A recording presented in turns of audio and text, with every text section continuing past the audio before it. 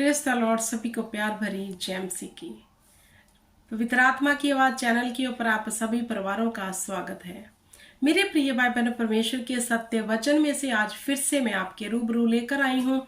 आज का जो वचन है यीशु मसीह का पहाड़ी उपदेश। जी हाँ, क्योंकि परमेश्वर का उपदेश जो था हमें उसे सीखने की जरूरत है कि हमारे परमेश्वर प्रभु यीशु नासरी कैसे संदेश देते थे, कैसा प्रचार करते थे। हालेलुया। क्योंकि आज का प्रचार और प्रभु यीशु के प्रचार में बहुत डिफरेंट हो चुका है। तो यीशु मसीह ने जो पहाड़ के ऊपर अपने लोगों को उपदेश दिया वो कौन सा था, हम पढ़ेंगे मत्ती की बुक उसका 5 अध्याय। हालेलुया।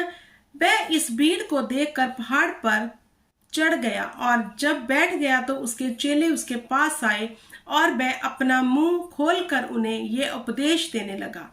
धन्य है वह जो मन के दीन है, क्योंकि स्वर्ग के राज्य उन्हीं का है।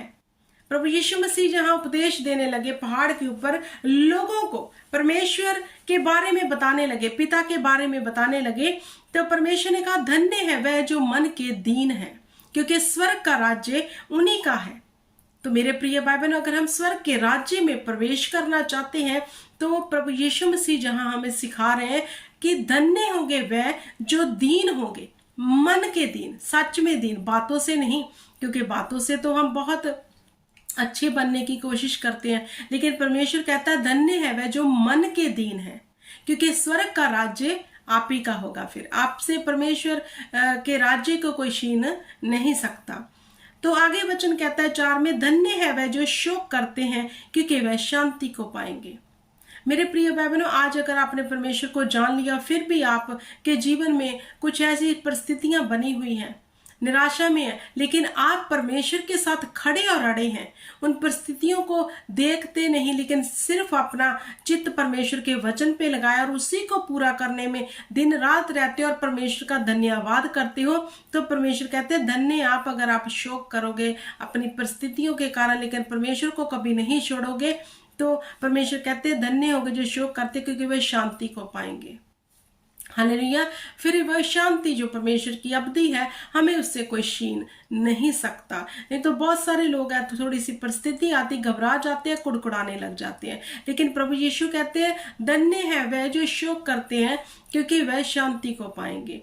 तो आगे वचन कहता है 5 में, धन्य है वह जो नम्र है, क्योंकि वह पृथ्वी के अधिकारी होंगे। मेरे प्रिय भाई बहनों, जहां प्रभु यीशु मसीह क्या प्रचार कर रहे हैं, धन्य है वह जो नम्र है, मतलब हमें नम्र बनना है, अपने मन में हमें दीनताई दिखानी है, नम्र बन के रहना है, हमेशा अपने जीवन में नम्रताई को लेकर आना है। घमंड हमारे जीवन का कभी हिस्सा ना रहे।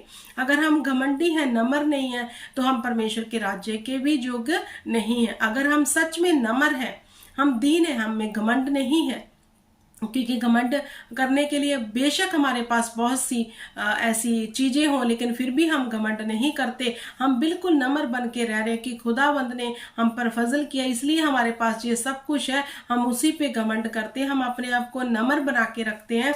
तो परमेश्वर कहते हैं तुम पृथ्वी के अधिकारी हो गए। इट मीन्स आप पृथ्वी पर बहुत और आशीषों को भागीदार हो जाओगे, क्योंकि जो घमंड कर लेता है, जो उसके पास होता है वो भी चला जाता है, क्योंकि उसने क्या घमंड कर लिया। हमें घमंड करना है तो परमेश्वर के ऊपर करना है।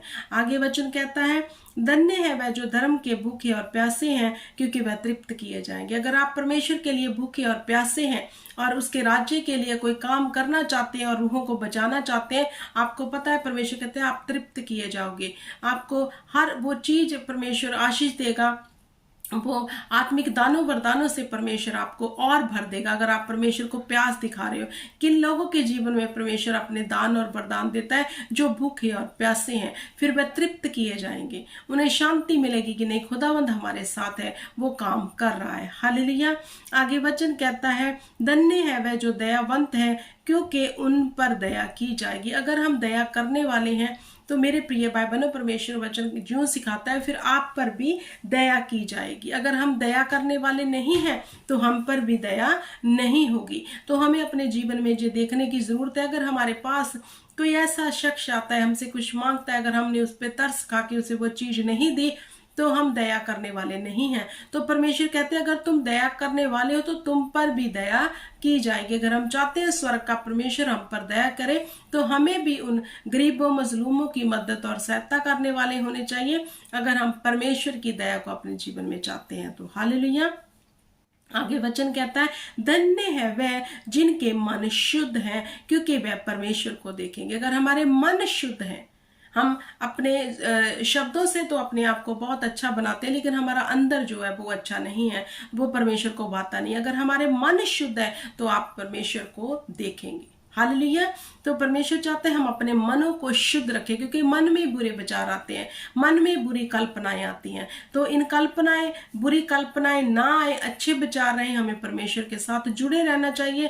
तो परमेश्वर कहता है धन्य है वह जिनके मन शुद्ध है, क्योंकि वही परमेश्वर को देखेंगे। हालेलुया। आगे वचन कहता है धन्य है वह जो मेल करवाने वाले हैं, क्योंकि वह परमेश्वर के पुत्र कहलाएंगे।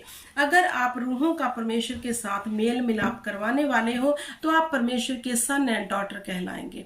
अगर आप रूहें बचाने वाले नहीं हो, परमेश्वर का शुभ समाचार देते ही नहीं हो, हालेलुया, तो अभी तक आप उसके रियल सन एंड डॉटर बने नहीं। अगर आपने सत्य को जान लिया, अगर आप चाहते हैं कि आप बचे, आप दूसरों को भी बचाना चाहते हो, तो परमेश्वर आपके विषय में लिख रहा है धन्य है जो मेल करवाने वाले हैं। किसके साथ मेल करवाना है? परमेश्वर के साथ। अगर हम परमेश्वर के साथ रूहों का मेल करवाने वाले हैं तो परमेश्वर कहते हैं आप मेरे पुत्र कहलाओगे। आगे वचन कहता है धन्य हो तुम जब मनुष्य मेरे कारण तुम्हारी निंदा करे और तुम्हें सताए, झूठ बोले बोलकर विरोध में और सब प्रकार की बुरी बातें कहे। परमेश्वर कहता है तब दुखी मत होना अगर लोग मेरे कारण तुम्हें सता रहे हैं, जैसे सतावा रहा है मसीह लोगों के ऊपर। तो परमेश्वर कहता है दुखी मत होना, धन्य हो तुम अगर तुम मेरे कारण सताए जा रहे हो तो। हालेलुया। तो आगे वचन कहता तब आनंद और मगन होना, क्योंकि तुम्हारे लिए स्वर्ग में बड़ा प्रतिफल होगा, इसके लिए कि उन्होंने सब भविष्यवक्ताओं को तुमसे पहले इसी रीति से सताया था। अगर हमारे जीवन में परमेश्वर के कारण सताव आ रहा है, परमेश्वर के कारण हमें लोग सता रहे हैं, हमें दुखी और निराश नहीं होना वरन आनंद मनाना है, क्योंकि परमेश्वर कहता है तुमसे पहले भविष्यवक्ताओं को भी उन्होंने ऐसे ही सताया था। तो मेरे प्रिय भाई बहनों, ये था प्रभु यीशु मसीह का पहाड़ी उपदेश कि तुम दीन बनो और शोक करो कि पिता परमेश्वर रूहों को बचाओ, उनको खुदावंद मैं उनके लिए प्रार्थना करता हूँ, तलब दिखाओ परमेश्वर के लिए उन रूहों के लिए कि खुदा उनको भी बचाओ।